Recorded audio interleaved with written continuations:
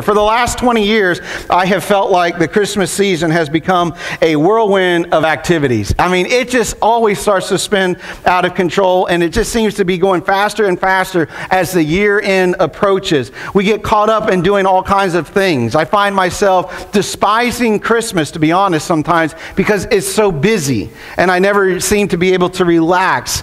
There's the responsibilities with church, dinner theater issues, which this is the first time in about 16 years that I haven't done or been involved in dinner theater. But then we have that, or Christmas parties, or gift drops, or decoration day, and all of the rest. And each year, if you're like me, I always say, next year, I'm going to slow down. Next year, I'm going to take time to enjoy things. And as next year approaches, then whoosh, it all just seems to go by again. And so what I'd like to do then is just to take a moment and remind all of us not to miss out on Christmas. It can get so busy in our lives with Christmas parties and activities going on at work and school programs with the kids and just all kinds of different things that happen and the shopping experience and all of that, that we seem to just miss Christmas. And on December 26th, we wake up and we go, what happened? It's all over with. And I didn't get to do this. I forgot to do that. I said I was going to go here and I didn't do that. What I want to do is just kind of walk you through a little bit, just 3 simple suggestions of some ideas of things not to miss out on so that we don't miss out on Christmas. You have a bulletin outline there to follow along. Very simple. I'm going to just kind of walk through a few things. The first thing is this: do not miss out on the joys of the season. Don't miss out on the joy of the season. In Philippians chapter 4 and verse 4, Paul will write, "Rejoice in the Lord always, and I will say again, rejoice." If you do any word search, you can see that rejoicing is defined as having great joy or delight in something. And though the Christmas season is supposed to be a time when we're excited and happy, many times we're frustrated and tense, and we miss out that this is a joyous time of the year. I wonder how much joy and delight we show during this time of the year. Just ask yourself, how much happiness are you displaying, especially at this time of the year? We need to take time to rejoice in the things that we love that only happen during Christmas time. You know, there's certain things that we would only do during Christmas, that we would only get away with doing during Christmas because it's that Christmas season. And I would just say, for me, I thought about this. I was like, I just want to take joy in the things that only happen during this time, like the Christmas decorations. Now, I know some of you probably have your Christmas lights up until July 4th. I understand that, right? But most of us take our Christmas lights down, but we rejoice over things. One of the things I loved as a kid was the decorations.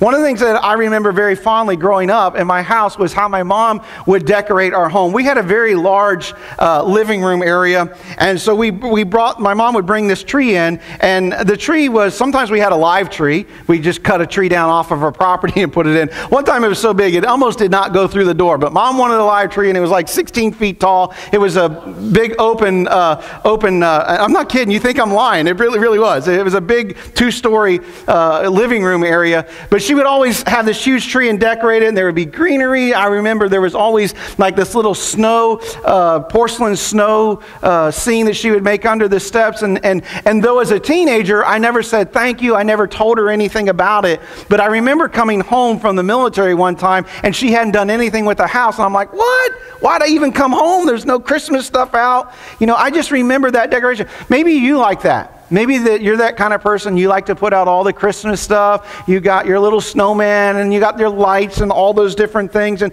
I would just say, you know what? Take some joy in the decorations that we see. I like to drive around and look at the lights on the houses at night and see all the different things that are going on. I especially love to see the manger scenes and see how many homes are putting that out to show that it's not just about, you know, Santa and Rudolph, that it's really about Jesus Christ. Maybe it's the music of the season. You know, there's certain songs that we hear on the radio, and I know this year they started playing Christmas music like in mid-November, a couple of stations, and sometimes I would listen to the radio people kind of complain about like, oh, their station's already playing Christmas music, like it can only happen the day after Thanksgiving, you know. But I love Christmas music. My favorite Christmas album is the Gene Autry Christmas album. How many of you love that one? Like, that is the best. And I remember when my mom would put that record on the record player, I knew that it was Christmas time, and I would sing that songs that Gene, and no one sings those songs better than Gene Autry. And then my favorite Christmas song, now I know this is going to make some of you like, what? Is the Christmas Toy. It's called The Tiny Toy. It was on a Lawrence Welk album. Does anyone know that song? I'm a tiny toy for a tiny boy. Dun dun dun dun dun dun dun. I won't sing anymore. Does anybody know that song? It is the best Christmas song ever. That is my favorite one, and I would play that thing over and over and over again on the record player, and I just, whatever it's a song for you. Maybe it's a Christmas shoes song, maybe it's some new modern Christmas carol that's being done, or whatever it is. But I would say, take joy in the things that you love, the decorations, the singing. And maybe I would also say this, take time to take joy in the festivities that are going on, those things that only seem to happen this time of year. Maybe there's a Christmas parade that happens, and everyone, you remember going down there to see that Christmas parade, and they get everything done up with lights and stuff. I mean, down here they do the boats, they light up the boats, and they go down different stuff like that. I mean, they didn't have that in the Ohio River, No. Sometimes they put lights on the barges, and then it goes down a barge or something. But maybe it's a Christmas parade, or it's a Christmas tree lighting service. The very first church that we were at in Kentucky, one of the things I loved was they would have the church would decorate the church as an entire church. We'd come in and we'd decorate. They call it the hanging of the greens, but they would just come in and decorate it. And at the end of the night, they had a Christmas tree, and every family in the church had an ornament. They would make an ornament, and they would come up and they would put their family ornament on there, and they had a chance to say something that they were thankful for or something they're happy for. And you can do that kind of stuff in a little small church. And I remember that. It was just an exciting time. It just kind of brought the church family together. Maybe it's ice skating. I know it doesn't really happen here. Maybe today you could do that. But Michelle and I used to go to Kings Island, which was an amusement park in Cincinnati, and they would take the fountains pieces out, and they would freeze over where the water was. And so we would take and go on a date there, and we would go ice skating on there. Or maybe it's caroling or something you like to do. But there's certain things that just kind of happen during the Christmas time. And I would just say, take time to enjoy the joy of the season. The second thing that I would encourage you is this. Don't miss out on the joy of the moment. The joy of the moment. In Matthew chapter 6 and verse 31, it reads like this. So do not worry, saying, what shall we eat, or what shall we drink, or what shall we wear? For the pagans run after all these things, and your heavenly Father knows that you need them. But seek first His kingdom and His righteousness, and all these things will be given to you as well. Therefore, do not worry about tomorrow, for tomorrow will worry about itself. Each day has enough trouble of its own. It is so easy to worry the day away. I, by nature, am a worrier. How many of you, by nature, are worriers? I just want to know if I'm not by myself. Okay, we need to start a support group, all right? I worry about everything. I worry when I'm not worrying that I should be worrying, Like if I'm calm, I'm like, something is wrong because I should be having a little anxiety attack right now. And I start to worry when I start to get calm. Being in charge of Christmas Eve services over the last 20 years or so, preaching now, I find myself missing out on the joy of the moment. And I miss out on the joy of the moment because I can't enjoy things because I'm thinking, does the soloist know that she's up next? Does the band know that they got to come in right now? I hope they turn the lights on right at this point. I hope no one drops a candle and burns the carpet. I'm always worried about something else that might go wrong, and I miss out on the moment that is happening right in front of me. How many of you are that way? You're worried, none of you that way? Or the lights are so, all right, I got to do this. Where we get so caught up in worrying about the things that might happen, which oftentimes doesn't happen, that we miss out on the love and the happiness and the stuff that's happening right in front of you. And I would just encourage you to take time to enjoy those moments. You'll miss out on them. I want to share with you a little moment here that I missed out on of my kids. Now, this is a video clip when my children were young. John is probably 3 years old, so Katie's like 4.5 at this time. And this was an Easter program. And, well, you just watch this clip, and then I'll talk a little bit about it. John has the cross over here, and Katie has that little dress. Easter's in a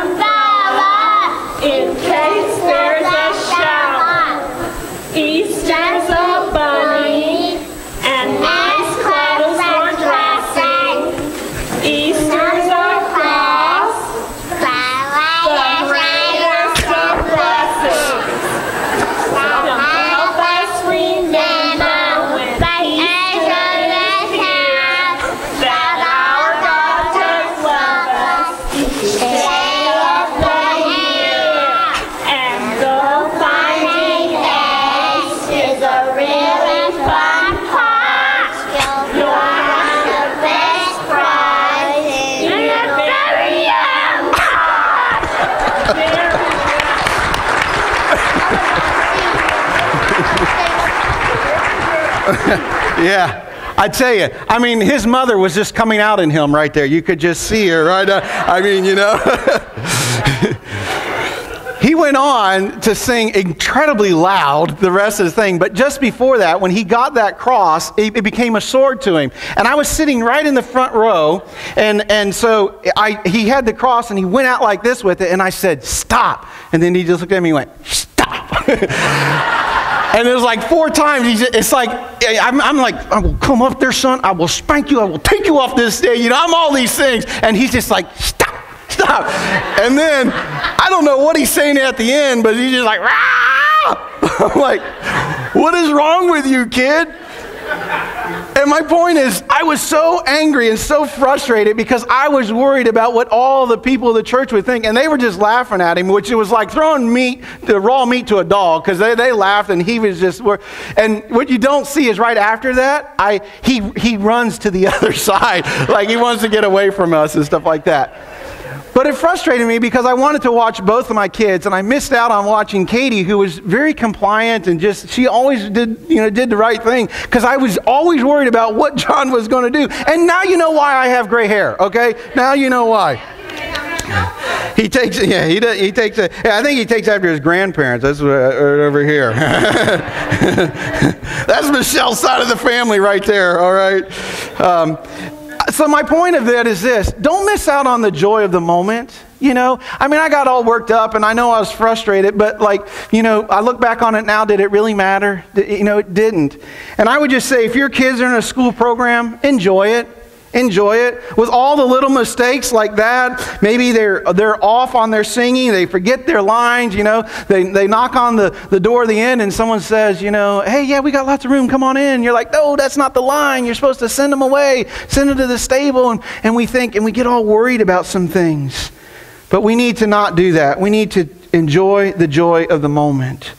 Enjoy the moment of maybe it's baking cookies and decorating them. Maybe that's the thing that you like to do. This last Tuesday, that's something that our family does when we put up our Christmas tree and some of the Christmas decorations, is that we always would bake sugar cookies and decorate them and watch one of those classic Christmas shows, you know, the Frosty the Snowman or the Little Drummer Boy, or my favorite's the Santa Claus Comes to Town, you know, one there. And so that's what we did this last Tuesday. We told everyone, "Hey, don't plan anything." I canceled a meeting I had, and we just came down there as a family, and we had a great time, just enjoying that moment. You know, the 2 teenagers sat more on the couch than helping put up the Christmas tree, but you know, we still had a good time doing it. Don't miss out on the joyful moments that present themselves to you this season, the funny moments, the touching moments, because pretty soon, if you're not paying attention, they'll just whoosh and go right by. The third thing I want to say is this: don't miss the joy of the true meaning of this time of year. We read this story, you're going to hear it often here in the next couple of weeks. In the Gospel of Luke, in the 2nd chapter, we read that it says, "In those days, Caesar Augustus issued a decree that a census should be taken of the entire Roman world. And this was the first century that took place while Quirinius was governor of Syria. And everyone went to his own town to register. And so Joseph went up from his town of Nazareth to Galilee, to Judea, to Bethlehem, to the town of David, because he belonged to the house and the line of David. He went there to register with Mary, who was pledged to be married to him and was expecting a child. And while they were there, the time came for the baby to be born, and she gave birth to her firstborn, a son, and she wrapped him in clothes and placed him in the manger, because there was no room for them in the inn." Well, with the way our world seems to be going, with the removal of God from about every area of our life, unless you are already involved in church, I would dare say that many children are growing up not even knowing that Christmas is about something other than Santa Claus and Rudolph. And you and I know it's not about Santa Claus or Rudolph or Frosty the Snowman or Jack Frost or any of those things. It's about the birth of the Savior. And the only way they're going to know that is if we as parents inject Jesus into the season on purpose. Because with all the other festivities that are happening, if we don't do that, they miss out on the real joy of the season. The real point of celebrating. My wife's family has this tradition that they started when her and her brother were young. Someone had given them a gift here. They gave them this book here. In fact, it has it written in here today. It was in 1978. Norma and Earl Blodgett gave them this book here. It's a great Bible stories for children. We call it the Big Red Book. Some of you might have a book like this. And what they started to do is from that time, December 25th, 1978, her and her brother would read the Christmas story out of this book. All the time when they grew up, even when they were adults. When I started dating them, well, I only dated one. I dated Michelle. The rest of them just got me, I just come with the package, you know what I'm saying? But when I started dating Michelle, and I remember going there, I remember at 16, that's when I started dating Michelle, 16, 17 years old, we would read this book. Her family was there, her grandparents were there, and now then we read this. And when our kids were little, and they first started reading, Katie obviously started reading first. She would start reading the book. And then John started reading the book. And now, even as teenagers, either on Christmas Eve or on Christmas Day, when our family sits together, when everything is done, we get out the big red book and we read it. And I think we've only missed it one time. A couple years ago, we forgot it at the house and we didn't have it. So we just read out of the Bible. We went back old school. But we put this in there. Because we want our family to know, we want our kids to know that aside from all the gift giving and from the meal time and all that it's about Jesus. And so before we end the evening on either Christmas Eve or on Christmas Day, we take time to read the Christmas story. And I would just ask you, what is it that you are doing to try to put Jesus in the heart of the season? Some people I've heard, and we've done this before, they make a birthday cake for Jesus, and they'll sing happy birthday to Jesus to just be mindful that we're celebrating his birth.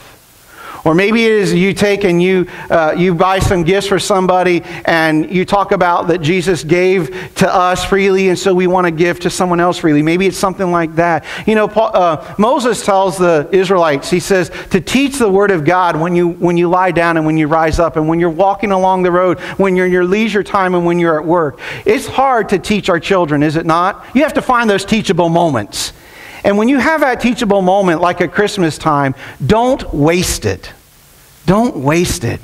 Use it to tell someone about Jesus. We were talking just last week in our elders meeting, we were talking about a Christmas Eve service and are we going to have a Christmas Eve service and that sort of thing there. And not that it was really ever in question that we have one, but I said this and everyone was pretty much they were all in agreement. And I said, it's Christmas Eve. There's no place I would rather be than in church. So I'm going to be here.